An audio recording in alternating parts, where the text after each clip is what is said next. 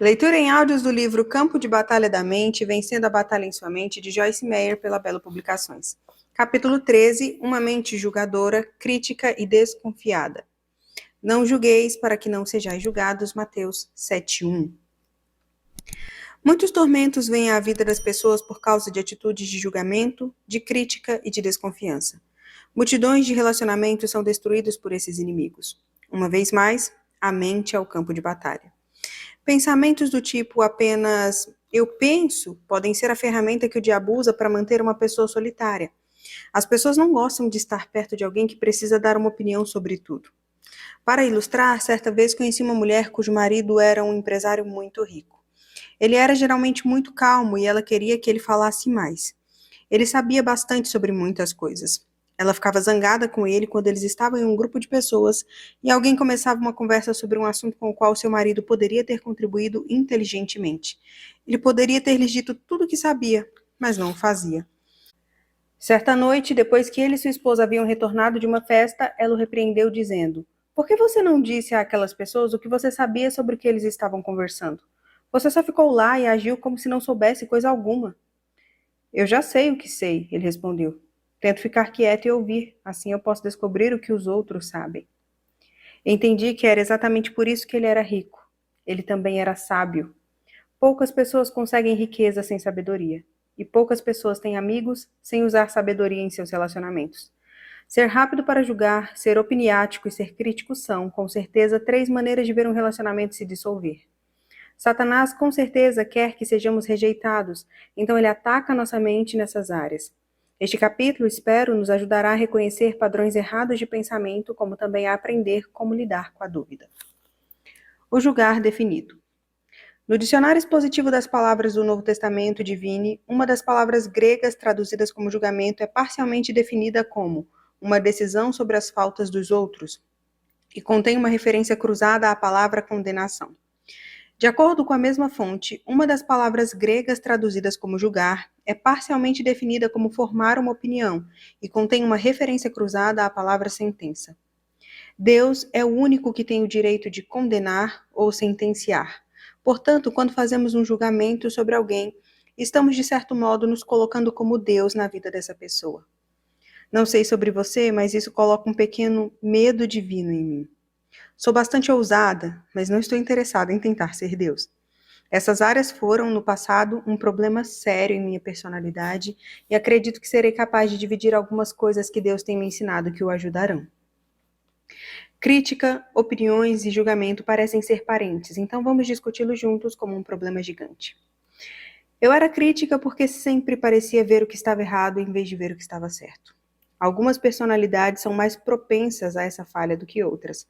Alguns tipos de personalidades mais joviais não querem ver nada exceto as coisas felizes e divertidas da vida, então eles não prestam muita atenção nas coisas que poderiam arruinar seu prazer.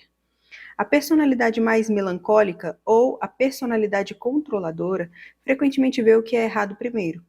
Geralmente, as pessoas com esse tipo de personalidade são generosas em compartilhar suas opiniões negativas e pontos de vista com os outros. Devemos perceber que temos nossa própria maneira de ver as coisas. Gostamos de dizer às pessoas o que pensamos e esse é exatamente o ponto. O que eu penso pode ser certo para mim, mas não necessariamente certo para você, e vice-versa. Com certeza sabemos que não roubarás é certo para todos, mas aqui eu estou falando de milhares de coisas que encontramos todo dia que não são necessariamente nem certas nem erradas, mas são simplesmente escolhas pessoais. Eu poderia acrescentar que essas são escolhas que as pessoas têm o direito de fazer por conta própria, sem interferência externa. Eu e meu marido somos extremamente diferentes em nosso enfoque sobre muitas coisas. Decorar uma casa seria uma dessas coisas.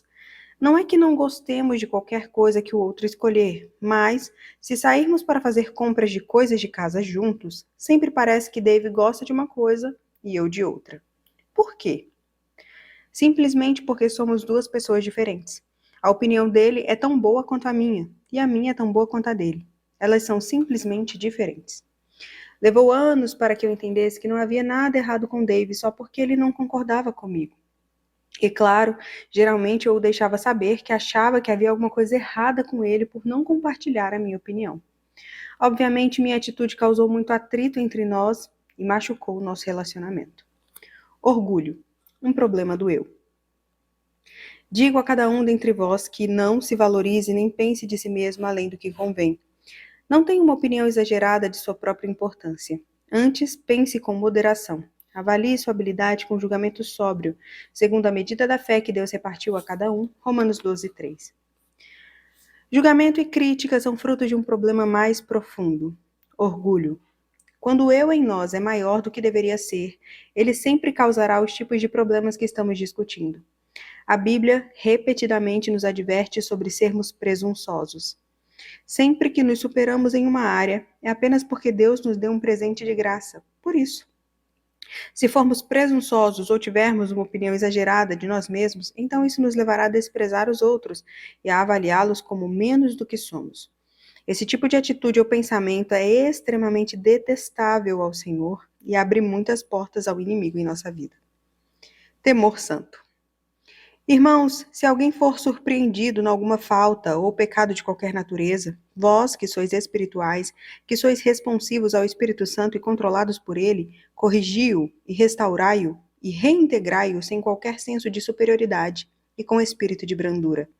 E guardai-vos, mantende um olho atento para vós mesmos, para que não sejais também tentados. Levai, suportai, carregai as cargas e as falhas morais e incômodas uns dos outros, e assim cumprireis e observareis perfeitamente a lei de Cristo, o Messias, e completareis o que está faltando em obediência a ele. Porque se alguém, qualquer pessoa, julga ser alguma coisa muito importante para condescender em sustentar o fardo de outrem, não sendo nada, a si mesmo se engana e se ilude. Gálatas 6, versículos 1-3. Um exame cuidadoso dessa passagem revela-nos rapidamente como devemos agir em relação à fraqueza que observamos nos outros. Ela demonstra a atitude mental que devemos manter dentro de nós mesmos. Devemos ter um temor santo do orgulho e devemos ser cuidadosos com julgar os outros ou ser críticos com eles. Quem somos nós para julgar? Quem és tu que julgas e censuras o servo alheio? Para o seu próprio Senhor está em pé ou cai, mas estará em pé e será sustentado, porque o Senhor, o Mestre, é poderoso para o suster e fazê-lo ficar em pé. Romanos 14, versículo 4. Pense desta forma.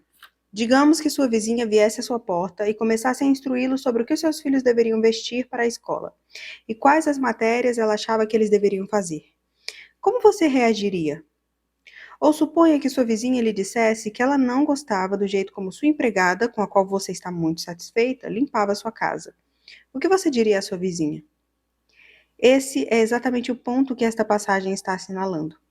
Cada um de nós pertence a Deus, e mesmo que tenhamos fraquezas, Ele é capaz de nos fazer ficar em pé e nos justificar. Damos conta a Deus, não uns aos outros, e, portanto, não devemos julgar um ao outro de maneira crítica. O diabo fica muito ocupado designando demônios para colocar pensamentos de julgamento e de crítica na mente das pessoas. Eu posso me lembrar de quando era divertido para mim sentar-me em um parque ou no shopping e simplesmente olhar todas as pessoas passarem enquanto eu formava uma opinião mental de cada uma delas. A roupa, o estilo de cabelo, a companhia, etc. Agora, não podemos nos impedir de ter opiniões, mas não precisamos expressá-las. Creio que podemos até mesmo crescer a ponto de não termos tantas opiniões e aquelas que tivermos não sejam de natureza crítica. Frequentemente digo a mim mesma, Joyce, não é da sua conta. Um grande problema é tramar em sua mente quando você reflete sobre sua opinião até que ela se torne um julgamento. Quanto mais você pensa sobre o problema, mais ele cresce até que você começa a expressá-lo aos outros, ou mesmo àquele que você está julgando.